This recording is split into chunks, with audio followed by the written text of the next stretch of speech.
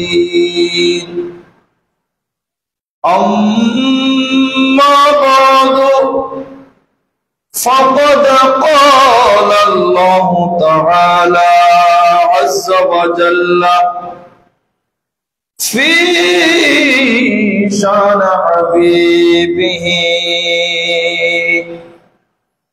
آمرا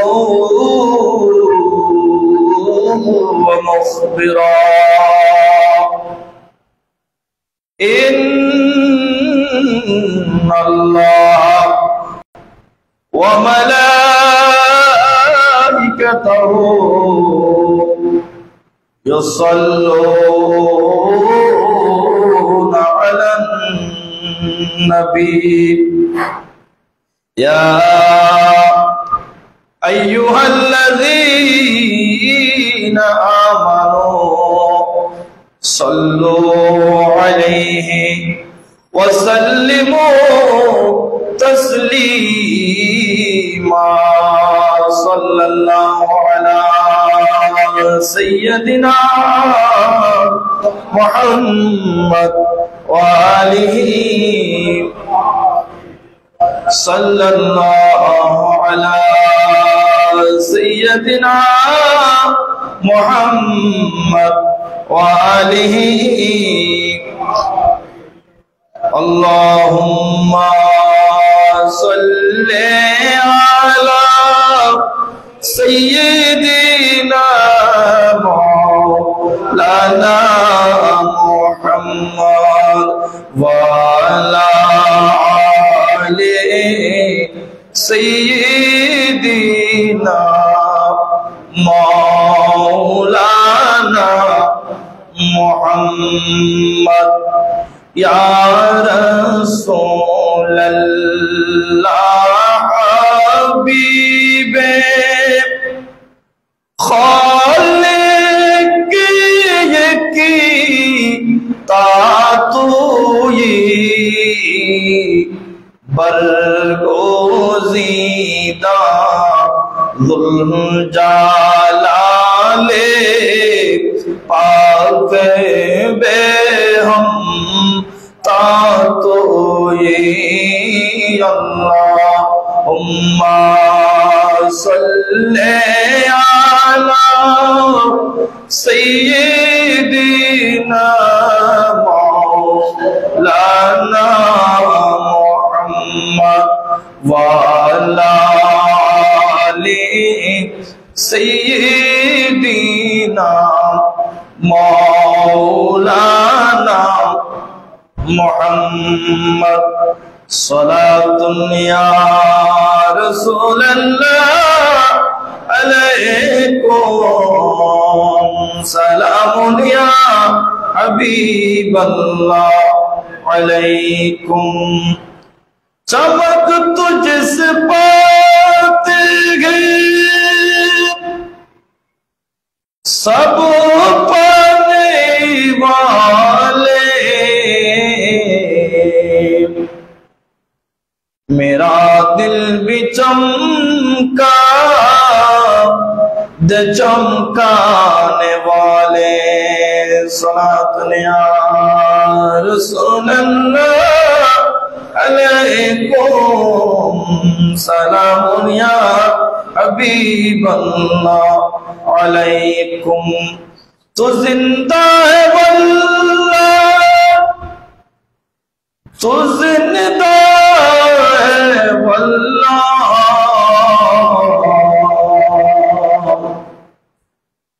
میرے چشم عالم سے سکھ جانے والے صلاۃ یا رسول اللہ علیکم سلام یا حبیب اللہ علیکم حرم کی زمین اور قدم رکھ کے چلنا ارے سر کا موقع ہے وہ جانے والے صلاۃ یا رسول اللہ علیکم سلام یا حبیب اللہ علیکم صلی علی رسولنا صلی علی محمد صلی علی حبیبنا صلی علی محمد وجنتے تو کچھ نہ تھا وجو نہ ہو تو کچھ نہ ہو جان ہے وہ جہان کی جان ہے تو جہان ہے صلی علی رسولنا صلی علی محمد صلی علی حبیبنا صلی علی محمد خوف نہ رکھ رضا ذرا تو ہے عبد مصطفیٰ تیرے لیے امان ہے تیرے لیے امان ہے صلی علی رسولنا صلی علی محمد صلی علی حبیبنا صلی علی محمد اعوذ باللہ من الشیطان الرجیم بسم اللہ الرحمن الرحیم ذالک الکتاب لا ریب فیہ ھدی للمتقین صدق اللہ مولانا العظیم وصدق رسولہ النبی الحبیب الکریم ونحن على ذلك لمن الشاهدين والشاكرين والحمد لله رب العالمين ربي صل وسلم وبارك عليه উপস্থিত পবিত্র জুমাতুল উলা শরীফের চতুর্থ জুমার নামাজের সম্মানিত মুসল্লিন ইকরাম মুরব্বিয়ান আযম মাইকের আওয়াজ যতদূর যাচ্ছে মুস্তরাত মা ও বোনেরা সামিঈন আশিকিন রহমানি ওয়া রাহমাকুমুল্লাহ তাআলা মহান রব্বুল আলামিনের দরবারে লাখ কোটি শুকরিয়া সিজদা আদায় করছি যে মহান রব্বুল আলামিন দয়া করে মেহেরবানি করে পবিত্র চাঁদে পবিত্র দিনে পবিত্র সময়ে জুমার নামাজ আদায়ের লক্ষ্যে আমাদেরকে যে আল্লাহ একত্রিত হওয়ার তৌফিক দান করেছেন সবাই শুকরিয়া আদায় করি উচ্চ আওয়াজে বলুন আলহামদুলিল্লাহ সাথে সাথে লাখ কোটি দরুদ সালামের হাদিয়া নাজরানা পেশ করছি মানবতা মুক্তির দিশারি সাইয়্যিদুল মুরসালিন রাহমাতাল লিল আলামিন সরওয়ারে কোন মাকাম সাইয়্যিদুল আম্বিয়া রহমতে আলম নূরে মুজাসসাম رسول کریم علیہ السلام نورانی قدم پاکے قرآن مجید فرقان حمیدের সর্ববৃহত্তম সূরা সূরা বাকরার প্রথম আয়াতের অংশ বিশেষ আমি তেলাওয়াত করেছি। এই আয়াতের আলোকে কোরআন এবং সুন্নাহর আলোকে মুত্তাকি এবং তাকওয়ার পরিচয় সম্পর্কে আমি আপনাদেরকে আলোচনা করব। এখনো পর্যন্ত যারা মসজিদে আসতে পারেন নাই সকলকে আমি অনুরোধ জানাবো দ্রুত সময়ে মসজিদে এসে কোরআন এবং সুন্নাহর আলোচনা শুনে নিজের জীবনে বাস্তবায়ন করে, পাশাপাশি আমল জিন্দেগি দুরুস্ত করার জন্য আমি আহ্বান জানাচ্ছি। সম্মানিত মুসলিম ইকরাম, কুরআন মাজিদ ফুরকান হামিদের অন্যতম প্রথম সূরা, সর্ববৃহৎ একটি সূরা, যে সূরার নাম সূরা বাকারা।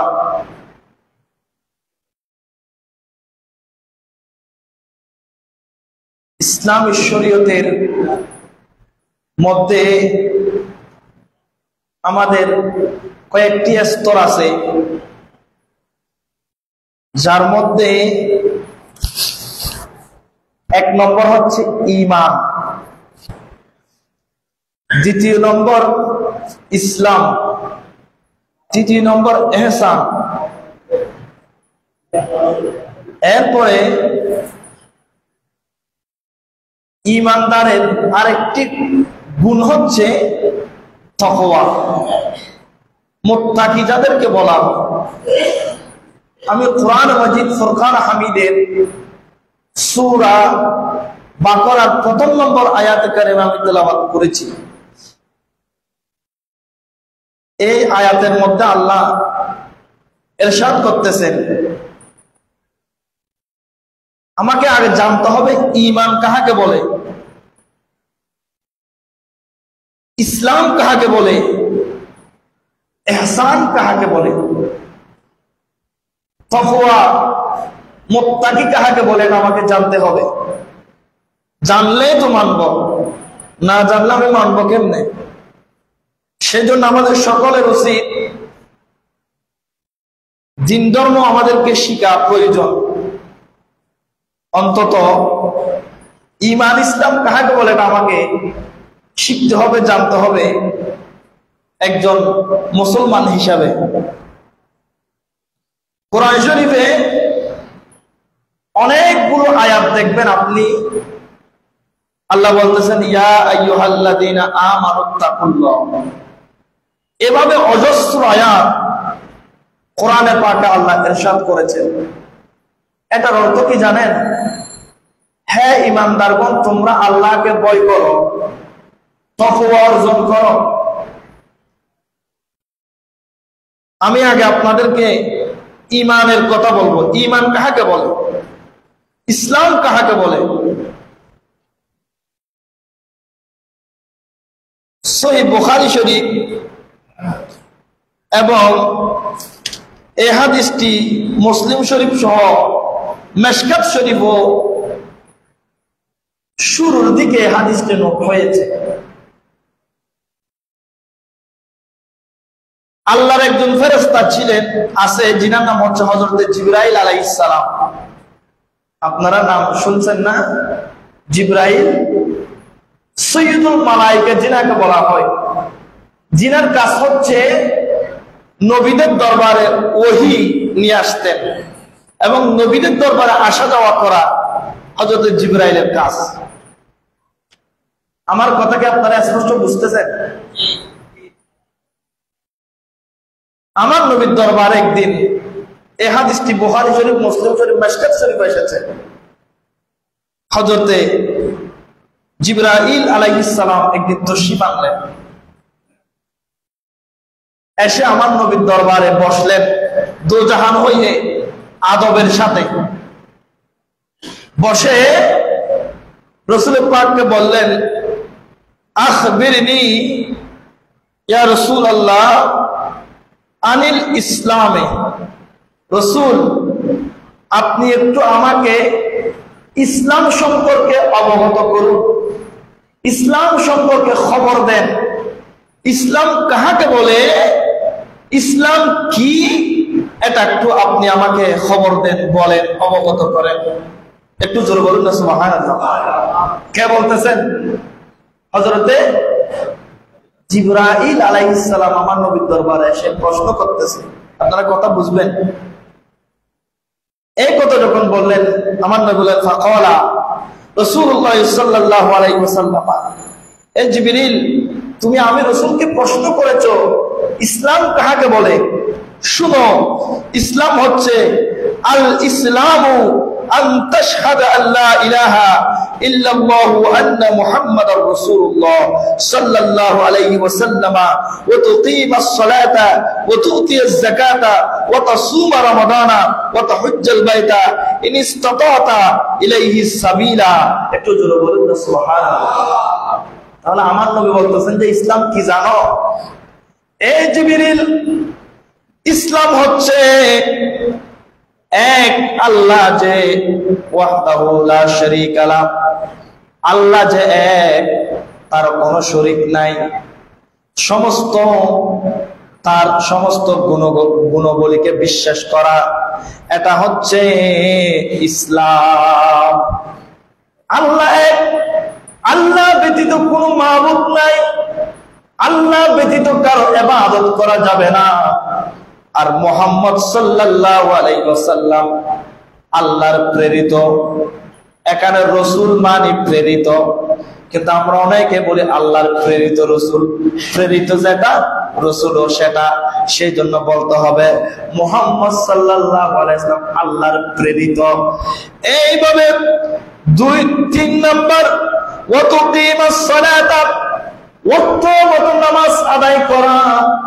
এরপর ওয়া তুতিয়াজ যাকাতা, যাদের টাকা আছে, সম্পদ আছে, যাকাত করা, যাকাত দেয়া। ওয়া তাসুমা রমাদানা, দীর্ঘ 1 মাস আল্লাহ যে রমজানের রোজা ফরজ করেছেন, আল্লাহ বলেন শাহরু রমাদানাল্লাযী উনজিলা ফীহিল কুরআন, আমি আল্লাহ কোরআনকে রমজানুল মুবারকের মধ্যে নাযিল করেছি। ইয়া আইয়ুহাল্লাযীনা আমানু, হে ঈমানদারগণ, কুতিবা আলাইকুমুস সিয়াম আই ফুরিজা আলাইকুমুস সিয়াম, হে ঈমানদারগণ, তোমাদের উপর রোজা ফরজ করা হয়েছে যেমনি ভাবে তোমাদের পূর্ববর্তীদের উপর রোজা ফরজ করা হয়েছিল। এইভাবে ওয়া তাহুজ্জাল বাইতা, বাইতুল্লাহ হজ আদায় করা। ইন ইসতাতাতা ইলাইহি সাবিলা, যার সামর্থ্য আছে, পথেও আছে, যে যেতে পারবে ওই ব্যক্তির উপরে হজ ফরজ করা হয়েছে। আল্লাহকে বিশ্বাস করা, আল্লাহর উপরে ঈমান করা, ঈমান আনা, রাসূল সাল্লাল্লাহু আলাইহি ওয়াসাল্লামের উপর ঈমান আনা।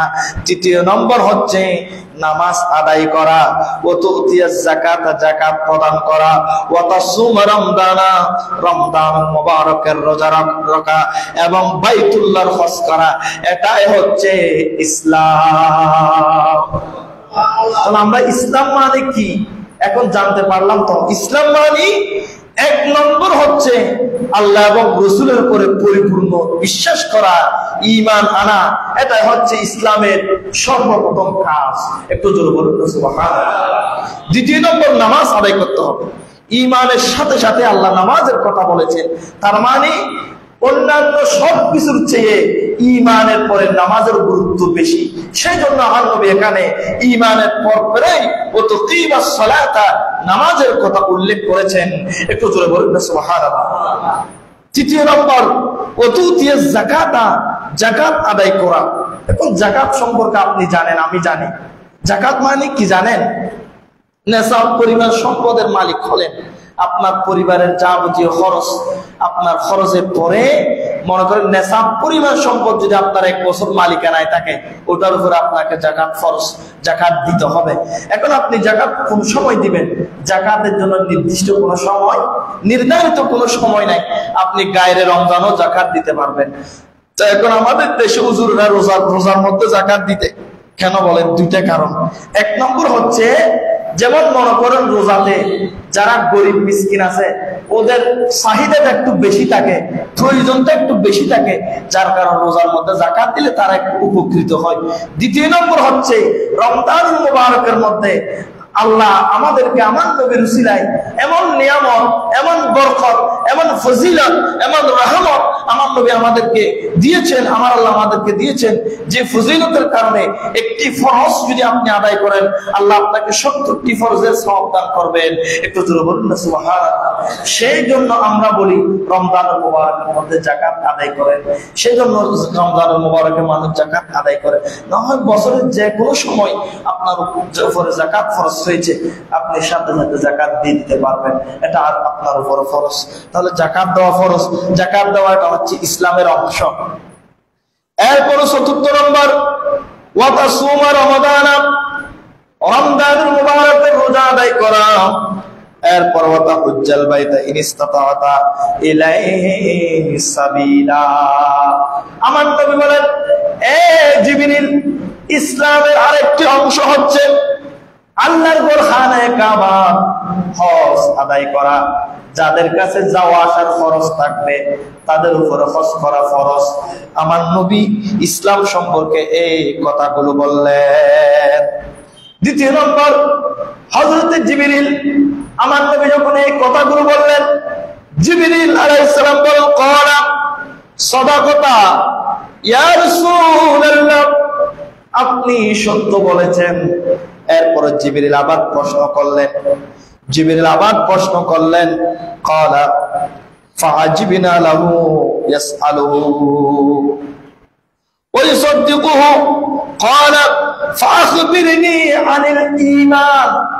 ইয়া রাসূলুল্লাহ, নবী গো, আমি আপনার কাছে ইসলাম সম্পর্কে জানতে চাইলাম, আপনি আমাকে ইসলাম বলে দিলেন, ইসলাম সম্পর্কে পরিপূর্ণ অবগত করলেন, খবর দিলেন। ইয়া রাসূলুল্লাহ, আপনি সত্য বলেছেন। দ্বিতীয় নম্বর, ক্বালা ফাআখবিরনি আনিল ঈমান, নবী গো, ইসলাম সম্পর্কে তো অবগত হলাম, এখন আপনি আমাকে দয়া করে ঈমান কি, ঈমান সম্পর্কে অবগত করুন। এখন আপনি দেখবেন ইসলামী চিন্তাবিদের অভাব নাই, মুসলমানের অভাব নাই, কিন্তু কয়েকজন ইমানদার আছে। আমার নবী বলছেন, উম্মত, জিবরিল, তুমি আমাকে ঈমান সম্পর্কে প্রশ্ন করেছো। আমার নবী আবার বলতেছে, জিবরিল, ঈমান হচ্ছে ক্বালা আন তুমিনা বিল্লাহি, ঈমান হচ্ছে আল্লাহর উপরে ঈমান, আল্লাহর উপরে দৃঢ় বিশ্বাস করা, ওয়া মালাইকাতিহি, তার ফেরেশতাদের উপরে বিশ্বাস রাখা, ওয়া কুতুবিহি, তার নাজিলকৃত যতগুলো কিতাব আল্লাহ পৃথিবীর জমিনের মধ্যে নাজিল করেছেন, আসমানি কিতাব। বলুন, আপনারা সবাই বলুন, আসমানি কিতাব কয়টি? 104খানা। ওখানে 100টি হচ্ছে সহিফা, ছোট কিতাব, 60টি হচ্ছে বড় বড় কিতাব। সেখানের ভিতর সর্বশ্রেষ্ঠ কিতাব হচ্ছে কোরআনুল কারীম। আমরা সৌভাগ্যবান দুই দিক দিয়ে। এক নম্বর, যিনি সৈয়দুল আম্বিয়া, সর্বশ্রেষ্ঠ নবী রাসূল, তিনার উম্মত হয়েছে। দ্বিতীয় নম্বর শ্রেষ্ঠতা হচ্ছে উম্মতের সর্বশ্রেষ্ঠ উম্মত আমরা। দ্বিতীয় নম্বর হচ্ছে আল্লাহ কিতাবের ভিতরে সর্বশ্রেষ্ঠ কিতাব হচ্ছে কোরআনুল কারীম। কোরআনুল কারীম আল্লাহ আমাদেরকে দিয়েছেন। আমার নবী বলেন, জিবরিল, তুমি ঈমান সম্পর্কে প্রশ্ন করেছো। ঈমান হচ্ছে আল্লাহর উপরে বিশ্বাস রাখা, দৃঢ় বিশ্বাস রাখা। দ্বিতীয় নম্বর, ওয়া মালাইকাতিহি, তার সমস্ত ফেরেশতাদের উপরে বিশ্বাস রাখা, ওয়া কুতুবিহি, আল্লাহ যে কিতাবগুলো নাযিল করেছে সবগুলোর উপরে বিশ্বাস রাখা, ওয়া রাসূলিহি, আল্লাহর সমস্ত প্রেরিত যারা পুরুষরা, প্রেরিত নবী রাসূল যারা এসেছে তাদের উপরে বিশ্বাস রাখা, ওয়াল ইয়াউমিল আখিরি, এবং আল্লাহ যে কিয়ামতের ময়দানে সবাইকে একত্রিত করবে, আখিরাত যে একটা আছে, পরকাল যে একটা আছে, ওই পরকালের উপরে বিশ্বাস করা। এরপর আমার নবী বলেন, ওয়া তুমিনা বিল কদরি খায়রিহি ওয়া শাররিহি। জিবরিল, ঈমান হচ্ছে তাকদীরের ভালো মন্দর উপর বিশ্বাস করা। অনেক মানুষ আছে তাকদীরকে অস্বীকার করে, এরকম আছে না নাই? কিন্তু আপনাকে বিশ্বাস করতে হবে তাকদীরের মধ্যে যা লেখা আছে তা হয়ে যাবে। লা ইউসিবানা ইল্লা মা কাতাবাল্লাহু লানা, আল্লাহ আপনার তাকদীরে যা লিখে দিয়েছেন তা হবে। আপনার তাকদীরে আল্লাহ রিজিকের যত বাজেট, আপনার তকদির আল্লাহ লিখে দিয়েছেন, তার থেকে আপনি এক কিঞ্চিত পরিমাণ রিজিক কম পাবেন না। আল্লাহ আপনাকে পরিপূর্ণ রিজিক দুনিয়ার মধ্যে দান করবেন। হ্যাঁ, আপনি একটা কথা বলতে পারবেন, দোয়ার মাধ্যমে আল্লাহ তকদিরের পরিবর্তন করে দেয়। আপনার হায়াত 50 বছর, কিন্তু আল্লাহ আপনি দোয়া করলেন, আল্লাহ তুমি আমার হায়াত বৃদ্ধি করে দাও, আমার হায়াত বৃদ্ধি করে দাও, আমার হায়াত বৃদ্ধি করে দাও। এইভাবে যদি আপনি দোয়া করেন, অনেক সময় দোয়ার মাধ্যমে আল্লাহ তকদির পরিবর্তন করে দেন। এইভাবে আল্লাহর নবী জলিলুল কদর নবী হযরত সাইয়্যিদনা হযরত মূসা কালিমুল্লাহ আলাইহিস সালামের জামানায় একটি ঘটনা। একজন ফকির, হযরত মূসা আলাইহিস সালামের জামানায় একজন ব্যক্তি বলেন, হুজুর দীর্ঘদিন ধরে আমার কোনো বাচ্চা হচ্ছে না, আমি খুব পেরেশানিতে আছি, আপনি একটু আল্লাহর সাথে কথা বলতে গেলে আমার তকদিরটা একটু দেখে আসবেন। এই কথা যখন মূসাকে বললেন, মূসা কালিমুল্লাহ আলাইহিস সালাম আল্লাহর কাছে কি কথা, যখন আল্লাহর সাথে যখন কথা বলছিলেন তুর পাহাড়ে গিয়ে আল্লাহর কাছে জিজ্ঞেস করলেন, আল্লাহ অমুক অমুকের কপালে কি কোনো ছেলে আছে কিনা, তুমি একটু দেখো ছেলে মেয়ে আছে কিনা। আমার আল্লাহ বলেন, মূসা রে, ওই ব্যক্তির কপালে তো কোনো ছেলে মেয়ে লেখা নাই। তখন মূসা আলাইহিস সালাম এসে ওই ব্যক্তিকে বললেন, তোমার তকদিরে কোনো ছেলে মেয়ে নাই, তোমার ছেলে মেয়ে হবে না। একজন ফকির আসলেন ওই ব্যক্তির কাছে, ওই ফকির বললেন, আমার খিদে পেয়েছে, তুমি আমাকে কিছু দাও। ওই ব্যক্তি বললেন, তুমি আমাকে কিছু দাও। যখন বললেন, তুমি যদি আমাকে রুটি দাও, আমি তোমাকে ছেলে সন্তান দিব। ওই ফকির বললেন, আমি তোমাকে ছেলে সন্তান দিব, তুমি যদি আমাকে রুটি দাও। ওই ফকির দোয়া করলেন। এরপরের দিন হযরত মূসা আলাইহিস সালাম আবার গেলেন আল্লাহর সাথে কথা বলার জন্য। আল্লাহকে বল, ওই ব্যক্তি বললেন, হুজুর ওই ফকিরে দোয়া করেছে আমার ছেলে, আমার সন্তান হবে। সত্যি সত্যি তার সন্তান হলো। তখন আল্লাহর কাছে মূসা আলাইহিস সালাম আবার গেলেন, বললেন, আল্লাহ তুমি বলেছো আমাকে ওই ওই ওই মানুষের তকদিরে, ওই ব্যক্তির তকদিরে কোনো ছেলে সন্তান বা মেয়ে সন্তান লেখা নাই, এখন তুমি তাকে দান করলে কিভাবে? বলছো ওই ফকিরের দোয়ার বদলতে আমি তার তকদিরটা পরিবর্তন করে দিলাম। একটু জোরে বলেন সুবহানাল্লাহ। সেজন্য দোয়ার পরিবর্তে, দোয়ার কারণে আল্লাহ তকদিরকে কি করে দেন, এটা একমাত্র আল্লাহর হাতে। এরপর আমার নবী এই কথাগুলো বললেন। 1 নম্বর ঈমান হচ্ছে আল্লাহর প্রতি দৃঢ় বিশ্বাস রাখা। 2 নম্বর তার ফেরেশতাদের প্রতি বিশ্বাস রাখা এবং তার সমস্ত নাযিলকৃত কিতাবের উপর বিশ্বাস রাখা। ওয়া রাসূলিহি, তার সমস্ত প্রেরিত পুরুষদের উপরে বিশ্বাস রাখা।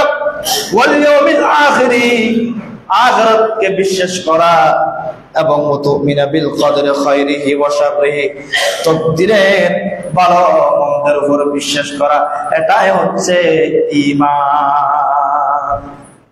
এরপরে জিবরিল বললেন, ক্বালা সাদাকাতা ইয়া রাসূলুল্লাহ, নবী গো আপনি সত্য বলেছেন। এরপর আমার নবী বলেন, জিবরিল আলাইহিস সালাম বললেন, ক্বালা ফাআখবিরনি আনিল ইহসান। ইয়া রাসূলুল্লাহ, আমি আপনাকে প্রশ্ন করলাম ইসলাম সম্পর্কে, আপনি আমাকে অবগত করেছেন। 2 নম্বর প্রশ্ন করলাম ঈমান সম্পর্কে, আপনি আমাকে অবগত করেছেন। 3 নম্বর আমার প্রশ্ন হচ্ছে, ক্বালা ফাআখবিরনি আনিল ইসলাম, নবী গো আপনি একটু আমাকে ইহসান সম্পর্কে অবগত করুন। একটু জোরে বলুন সুবহানাল্লাহ। এই কথা যখন জিবরিল বললেন, আমার নবী বলেন, ক্বালা আনতা আবুদাল্লাহ কাআন্নাকা তারাহু। এ জিবরিল আলাইহিস সালাম, তুমি কি জানো ইহসান কি? জিবরিল, আমার নবী বলেন, ইহসান হচ্ছে তুমি আল্লাহর ইবাদত এমন ভাবে করো যেন তুমি আল্লাহকে দেখতে পাচ্ছ। তুমি এমন ভাবে আল্লাহর ইবাদত করো, তুমি যেন আল্লাহকে দেখতেছো, সেইভাবে তুমি আল্লাহর ইবাদত করো। এখন আমাদের ইবাদতের ধরন কেমন, আমরা ইবাদত কেমন করি, এখন নামাজ কেমন পড়ি, আমাদের ইবাদত লোক দেখানো ইবাদত। আমরা মানুষকে দেখানোর জন্য নামাজ পড়ি, মানুষকে দেখানোর জন্য ইবাদত করি, এরকম না। আমার নবী বলছে, জিবরিল ইহসান হচ্ছে তুমি আল্লাহর ইবাদত এমন ভাবে করো যেন তুমি আল্লাহকে দেখতেছো। আর যদি তা না পারো, তুমি এমন ভাবে ইবাদত করো, এটা খেয়াল রাখো আল্লাহ তোমাকে দেখতেছে। একটু জোরে বলুন সুবহানাল্লাহ। এখানে সব সমস্যার সমাধান, ঠিক না? কেমনে আমি আপনাকে বলবো। দেখেন, আপনি যদি সর্বদা হার হামেশা সব সময় আপনি যদি মনে করেন আমি যে কাজগুলো করতেছি আমি সবগুলো কে দেখতেছে? কে দেখতেছে? আমি আজকে কোরআনের আয়াত তেলাওয়াত করলাম তাকওয়া সম্পর্কে, এটাই হচ্ছে তাকওয়া। এটা কি? সর্বদা আল্লাহর ভয় অন্তরে রাখা, এটাই হচ্ছে কি? তাকওয়া। আমি আপনাকে কয়েকটি ঘটনা বলবো এবং একটি বুখারী শরীফ থেকে 5970 নম্বর হাদিসে পাক আমি আপনাদের সম্মুখে বলবো আজকে। সহিহ বুখারী শরীফে তাকওয়া কি? আল্লাহ বলতেছেন যালিকাল কিতাব, ইহা এমন কিতাব। এখানে ইমাম জালালউদ্দিন সুয়ুতী রাহমাতুল্লাহ আলাইহি এই আয়াতের তাফসীর করতে গিয়ে তিনি বলেছেন যালিকা মিন ইনদিল্লাহ, এটা এমন কিতাব যে কিতাব আল্লাহর পক্ষ থেকে এসেছে, তার মধ্যে কোনো সন্দেহ নাই। আমরা অনেকে অনুবাদ করি এত এমন কিতাব যার মধ্যে কোনো সন্দেহ নাই। এটা বললে একটু অনুবাদটা অপরিপূর্ণ থেকে যাচ্ছে। কোরআনের মধ্যে সন্দেহ থাকবে না কখন? যখন আল্লাহর পক্ষ থেকে আসবে। কোরআন এসেছে কার পক্ষ থেকে? আল্লাহর পক্ষ থেকে যা এসেছে তা কি সন্দেহ করা যাবে? সন্দেহ করলে কি ঈমান থাকবে? সেজন্য ইমাম জালালউদ্দিন সুয়ুতী বলেন যালিকা মিন ইনদিল্লাহ, এটা আল্লাহর পক্ষ থেকে এসেছে, লা রাইবা ফিহি, তাতে কোনো সন্দেহের অবকাশ। তাহলে এই কিতাব এসেছে কার পক্ষ থেকে? সেজন্য শুরুতে আল্লাহ ঈমানের কথা বলে নাই, আল্লাহ ইসলামের কথা বলে নাই। আল্লাহ বলেছেন ফিহি হুদাল লিল মুত্তাকিন, এই কিতাব মুত্তাকিদেরকে হেদায়েত করবে, পথ প্রদর্শন করবে। একটু জোরে বলুন না সুবহানাল্লাহ। মুত্তাকিদেরকে পথ দেখাবে, এটা হেদায়েত দিবে কাদেরকে? আল্লাহ ঈমানদার বলেছে, ঈমানদার বলে নাই। ঈমানদার মানে কি জানেন? ওই আমি ঈমান বলেছি যে ঈমান কি?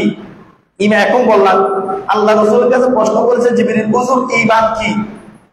আমার নবী বলতেছে আল্লাহর প্রতি ঈমান রাখা, বিশ্বাস রাখা, ফেরেশতাদের প্রতি বিশ্বাস রাখা, আল্লাহর কিতাব সমূহের প্রতি বিশ্বাস রাখা, তার রাসূলগণের প্রতি বিশ্বাস রাখা, আখিরাতের প্রতি বিশ্বাস রাখা, তাকদীরের ভালো মন্দর উপর বিশ্বাস রাখা, এটা হচ্ছে ঈমান।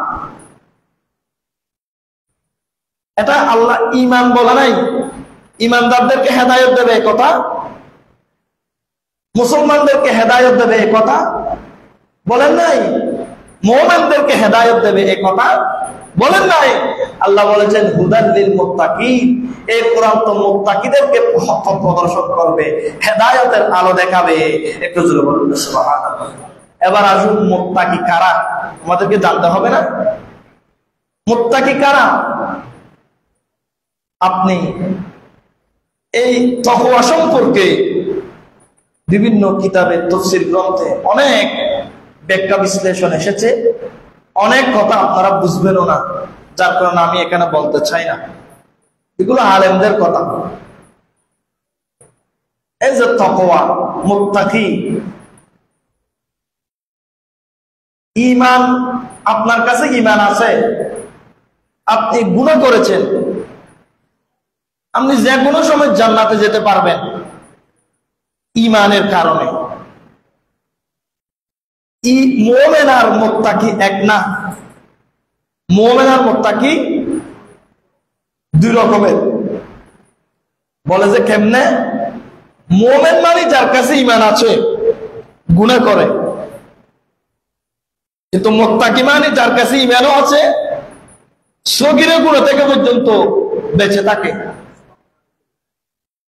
তাকে মুত্তাকি বলা হয়। এখন তো আমরা কদমে কদমে কবিরা গুলো করতেছি, ঠিক না? ওই তাকওয়া নাই, আল্লাহর ভয় নাই, কিন্তু ঈমান আছে তো, একটু একটু ঈমান আছে আর কি, আল্লাহর ভয়। সেই জন্য আল্লাহ বলেছে যালিকাল কিতাবু লা রাইবা ফীহি হুদাল লিল মুত্তাকিন, এই কিতাব মুত্তাকিদের জন্য হেদায়েত দিবে। এরপর আল্লাহ মুত্তাকির ৬টি গুণ বর্ণনা করেছেন। বলুন কয়টি গুণ? ৬টি। এরপর আমার আল্লাহ বলেন, এ ঈমানদারেরা, মুত্তাকি কারা তোমরা জানো কি? আমার আল্লাহ বলেন আল্লাযীনা ইউমিনুনা বিল গায়ব। আল্লাযীনা ইউমিনুনা বিল গায়ব, ইমাম জালালউদ্দিন সুয়ুতী তাফসীর করতেছেন আল্লাযীনা ইউসাদ্দিকুনা বিল গায়ব, যারা গায়েবের প্রতি বিশ্বাস করে, যারা গায়েবকে বিশ্বাস করে, মানে যারা আখিরাতকে বিশ্বাস করে, যারা আল্লাহকে বিশ্বাস করে।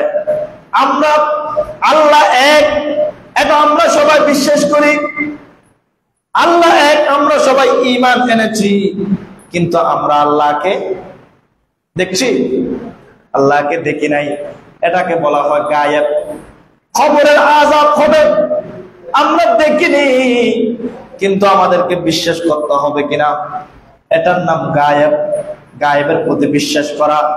তৃতীয় নম্বর, আল্লাহ যে আখিরাতের কথা বলেছেন, কিয়ামতের ময়দানের কথা বলেছেন, জান্নাত জাহান্নামের কথা বলেছেন, ওই জান্নাত জাহান্নাম আমরা দেখিনি, কিন্তু আমাদেরকে বিশ্বাস করতে হবে। এটাই হচ্ছে গায়েবের প্রতি বিশ্বাস। এরপরে আমার আল্লাহ মুত্তাকির দ্বিতীয় নম্বর গুণ বর্ণনা করতেছেন, ওয়ায়ুকিমুনাস সালাতা। এ ঈমানদারেরা, যে ব্যক্তি মুত্তাকি হবে, ফরহেজগার হবে, আল্লাহওয়ালা হবে, সে ব্যক্তি নামাজ প্রতিষ্ঠা করবে, নামাজ পড়বে, নামাজ ছেড়ে দিবে না, নামাজ ছেড়ে দিবে না, নামাজ পড়বে। ওয়া মিম্মা রাযাকনাহুম ইউনফিকুন। আমার আল্লাহ মুত্তাকির তৃতীয় নম্বর গুণ বর্ণনা করতেছে, ও ঈমানদাররা, মুত্তাকি হচ্ছে ওই ব্যক্তি, যে ব্যক্তিকে আমি আল্লাহ অল্প রিজিক দান করেছি, ওখান থেকে অকাতরে আল্লাহর বান্দাদের জন্য খরচ করে। যারা আল্লাহর রাস্তায় খরচ করে, আমি তাকে যে রিজিক, হালাল রিজিক দান করেছি, সেখান থেকে সে আল্লাহর রাস্তায় খরচ করতেছে, এটা হচ্ছে মুত্তাকির দ্বিতীয় নম্বর গুণ। একটু জোরে বলুন সুবহানাল্লাহ। এরপর আমার আল্লাহ চতুর্থ নম্বর গুণ বর্ণনা করতেছে, ওয়াল্লাযীনা ইউমিনুনা বিমা উনজিলা ইলাইকা। চতুর্থ নম্বর গুণ হচ্ছে, আপনি রাসূলের প্রতি আমি আল্লাহ যা কিছু নাযিল করেছি সব কিছুর প্রতি বিশ্বাস করা। পঞ্চম নম্বর, ওয়ামা উনজিলা মিন ক্বাবলিক। আপনি রাসূলের প্রতি জানা, আপনি রাসূলের পূর্বে অন্যান্য নবীদের প্রতি যা কিছু নাযিল করেছি তার প্রতি বিশ্বাস করা। ওয়া বিল আখিরাতি হুম ইউকিনুন। এবং আখিরাতকে এমন ভাবে বিশ্বাস করা কোন সন্দেহ ছাড়া। ইউকিনুন বলেছেন, ইয়াকিনের সাথে বিশ্বাস করতে হবে আখিরাতকে, কোনো সন্দেহ করা যাবে না। এই ৬টি গুণ যার কাছে থাকবে সে হচ্ছে মুত্তাকি। একটু জোরে বলুন সুবহানাল্লাহ। এবার আপনি বলুন, আমি কয়েকটি ব্যক্তির উদাহরণ দিব সহিহ বুখারী শরীফ থেকে এবং বিভিন্ন কিতাব থেকে।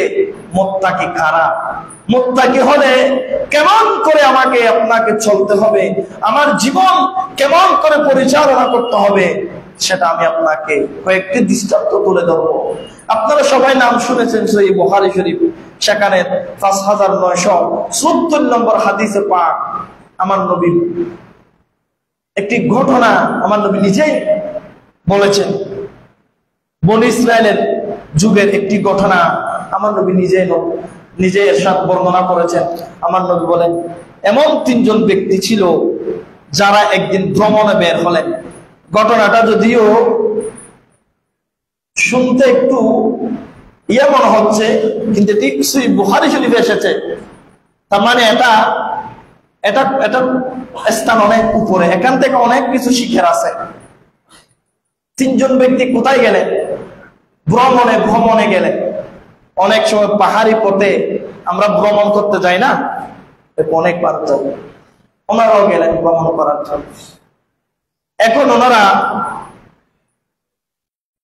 ভ্রমণ করতে যখন গেলেন, রাতের অন্ধকারের কারণে বা ঝড় বৃষ্টির কারণে ওনারা পাহাড়ের একটি গুহার মধ্যে অবস্থান করতেছিলেন।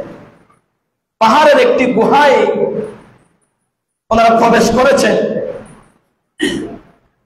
হঠাৎ করে দেখা যাচ্ছে একটি পাথর এসে গুহার মুখটা বন্ধ হয়ে গেল।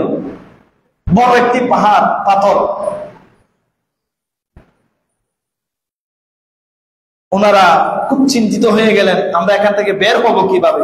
ওটা সরানো সম্ভব হচ্ছে না। প্রথম নম্বর, তিনজনের মধ্যে একজন দোয়া করতেছে,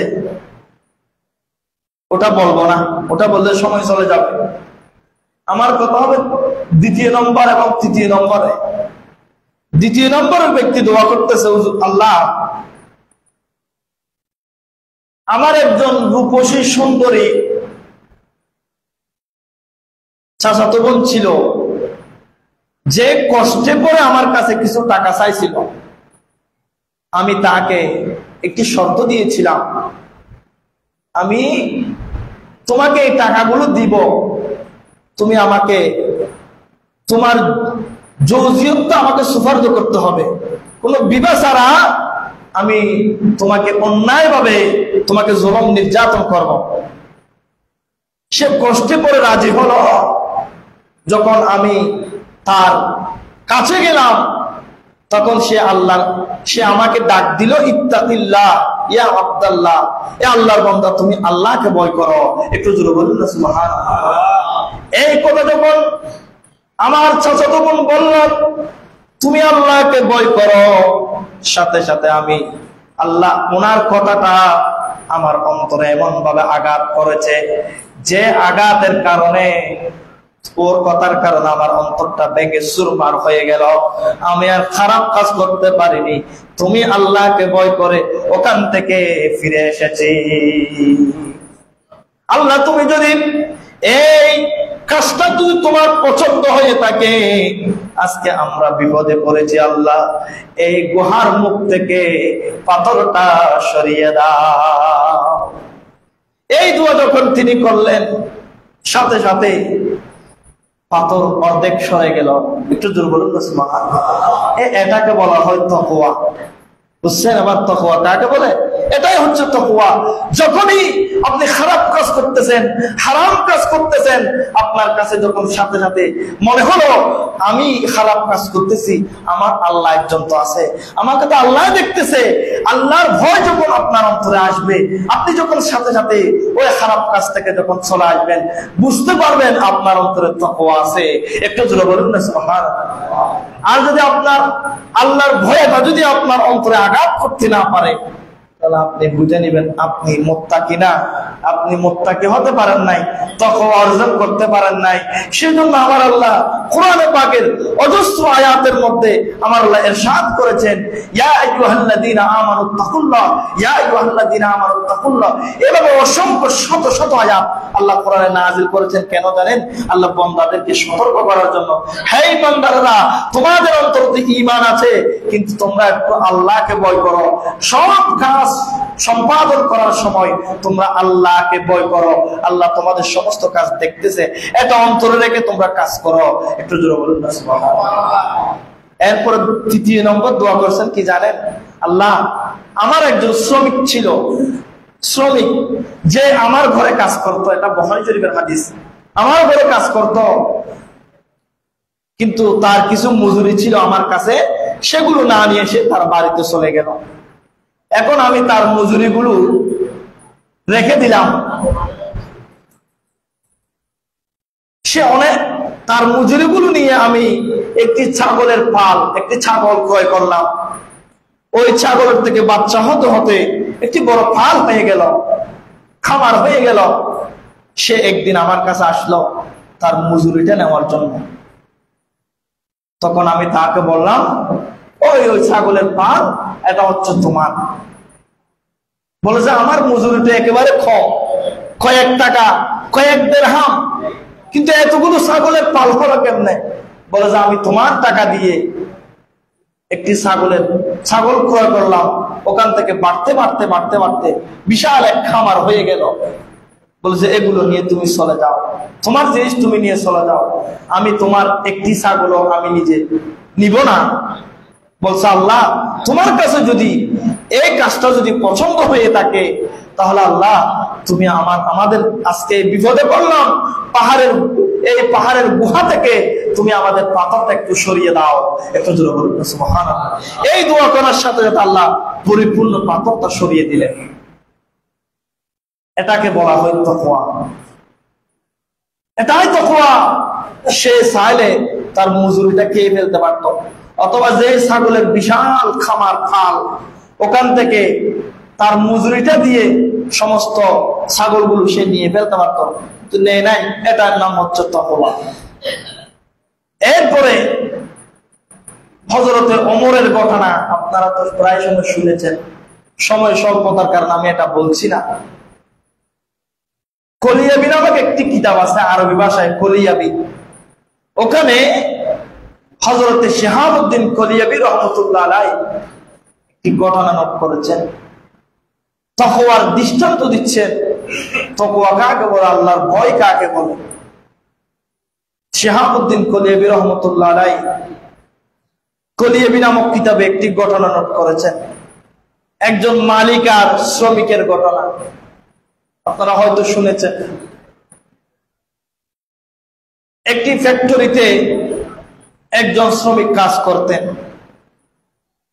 আমাদের দেশেও, আপনারা কেউ মাইন্ড করবেন না আমি এটা বলতে হচ্ছে, আমাদের দেশে অনেক গরিব ফ্যামিলিতে অনেক রূপসী মেয়েরা থাকে, অনেক সুদর্শন, অনেক রূপসী মেয়ে অনেক গরিব ফ্যামিলিতে থাকে।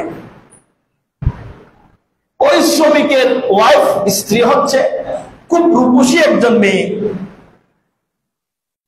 এখন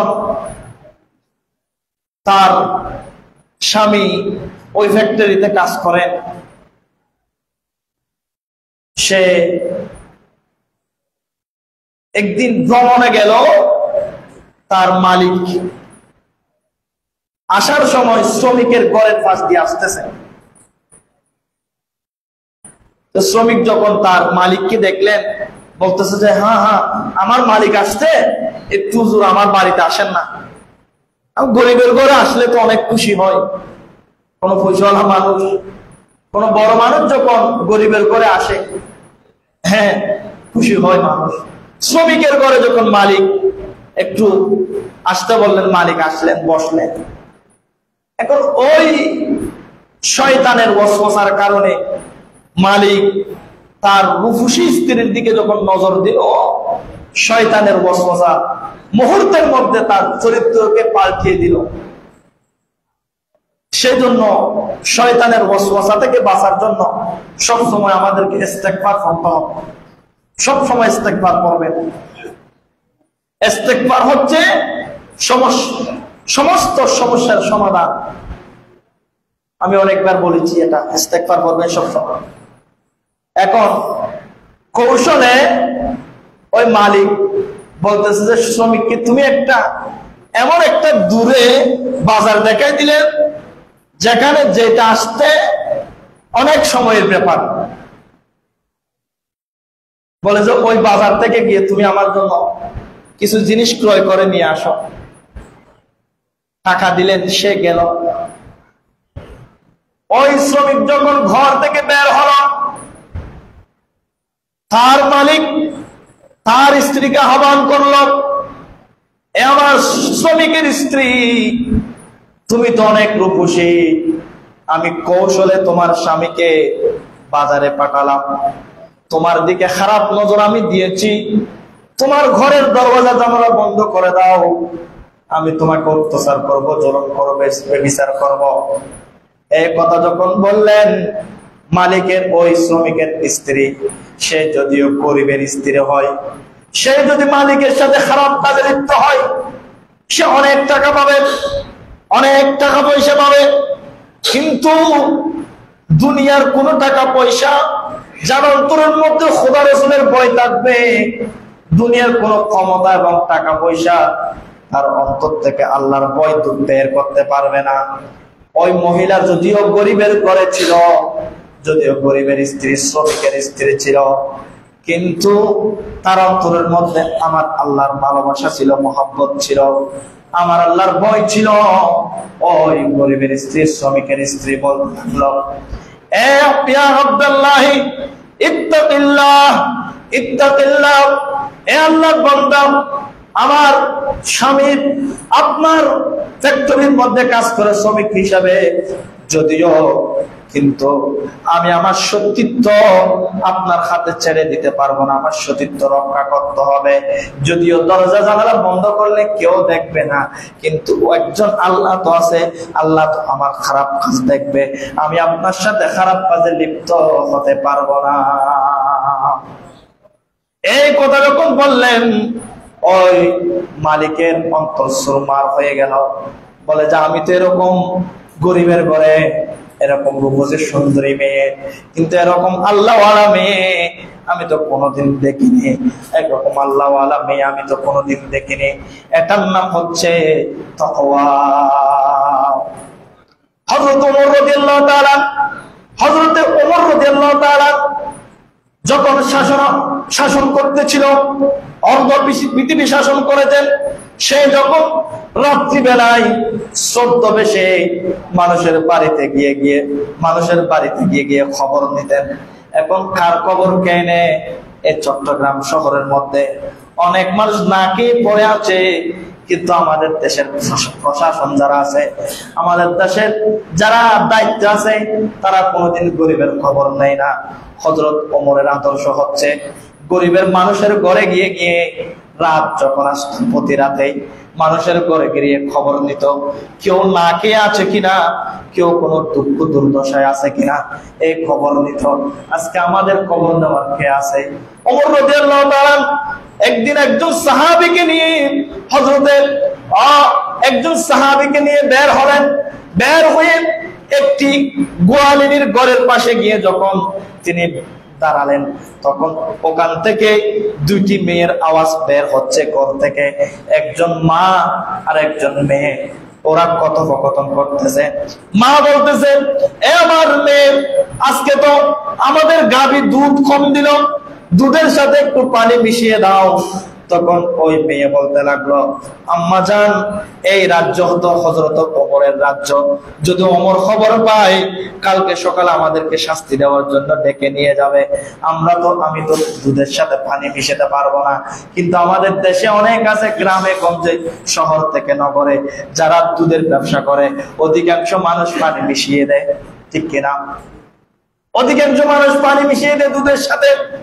ওই মেয়ে, গরিব ঘরের মেয়ে, বলতেছে আমি পানি মিশাতে পারবো না।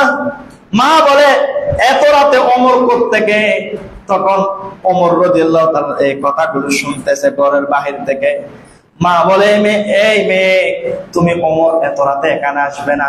ওই মেয়ে বলেন, আম্মারে, যদি ওমরে না দেখে ঠিক আছে, কিন্তু ওমরের খোদা যিনি, ওমরের রব যিনি, তিনি তো আমাদেরকে দেখতেছে। এই কথা যখন বললেন, ওমর রাদিয়াল্লাহু তাআলা চলে গেলেন। সকালবেলা ওমর রাদিয়াল্লাহু তাআলা প্রতিনিধি পাঠালেন, ওই ঘর অমুক ঘরে গিয়ে তোমরা মা মেয়ে দুজনকে নিয়ে আসো। ওরা তো ভয়ে কাঁপতেছিল, কারণ ওমর রাদিয়াল্লাহু তাআলা এমন শাসক ছিলেন, এমন ব্যক্তি ছিলেন, যে ব্যক্তি যে রাস্তা দিয়ে হাঁটতেন, ওই রাস্তা দিয়ে কোন শয়তান পর্যন্ত হাঁটতো না। ওমরের ভয়ে মা মেয়ে কাঁপতেছিল। ওই মা মেয়েকে দেখে ওমর বলেন, ও মা, আমি তো চাচ্ছিলাম তোমার মতো একজন মেয়ে আমার ছেলের সাথে বিবাহ দেওয়ার জন্য। আজ থেকে আমি ওমর রাদিয়াল্লাহু তাআলা বললাম, আমি এই মেয়েকে আমার ছেলের সাথে শাদী দিব। এখান থেকে অনেক কিছু শিক্ষা আছে। এক নম্বর হচ্ছে, আমার খাস, আমি ওপেনে করি, গোপনে করি, সবকিছু একমাত্র দেখে কে? আল্লাহ। এরপরে দেখেন হযরত ওমর রাদিয়াল্লাহু তাআলার আদর্শ হচ্ছে, আপনি পাত্রী নির্বাচন করার সময় আল্লাহওয়ালা, পর্দাওয়ালি, তাকওয়া, পরহেজগার মেয়ে দেখে আপনার ছেলের জন্য বিয়ে দিবেন, ঠিক কিনা? এটা ওমর রাদিয়াল্লাহু তাআলা আনহুর আদর্শ। এটা হচ্ছে তাকওয়া। আল্লাহ আমাদের সকলকে তাকওয়া অর্জন করার তৌফিক দান করুন। সবাই বলুন আমিন। আমি এতটুকু বললাম। তাকওয়া সম্পর্কে আরো অনেক বিস্তারিত আলোচনা আছে, অনেক নবী রাসূলের, অনেক আউলিয়া ইকরামের অজস্র ঘটনা আছে তাকওয়া নিয়ে। আমি এগুলো বলতে গেলে অনেক সময়ের প্রয়োজন। তাকওয়ার মূল সামারি কথা হচ্ছে, সারাংশ হচ্ছে, তাকওয়া মানে হর হামেশা সর্বদা আল্লাহকে ভয় করে চলা। যদি ভয় করেন আপনি হারামের দিকে হাত দিতে পারবেন না, যদি ভয় করেন অন্যায় করতে পারবেন না, যদি ভয় করেন মিথ্যা বলতে পারবেন না, যদি ভয় করেন কারো উপর অন্যায় ভাবে জুলুম করতে পারবেন না। এটাই হচ্ছে তাকওয়ার মূল শিক্ষা। আল্লাহ আমাদের সকলকে আল্লাহর কোরআন মোতাবেক মুত্তাকি হওয়ার তৌফিক দান করুন। সবাই বলুন আমিন।